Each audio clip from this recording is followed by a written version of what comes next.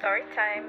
Hari ni aku nak cerita sikit pasal seorang raja yang sanggup pancung isteri dia sendiri just sebab isteri dia tak dapat bagi anak lelaki. Nama raja ni King Henry VIII. Okay, so first wife dia adalah Catherine of Aragon.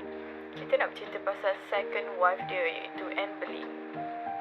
Masa mula-mula dia nak dapatkan Anne Boleyn ni adalah lady in waiting.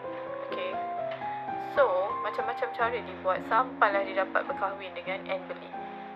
Anne Boleyn pernah je reject dia, okay, tapi dia cuba buat juga sampailah Anne Boleyn tu dapat kahwin dengan dia. And then apa jadi dekat wife pertama dia? Exile. Nak jadikan cerita Anne Boleyn ni pregnant, tapi first pregnancy dia melahirkan anak perempuan.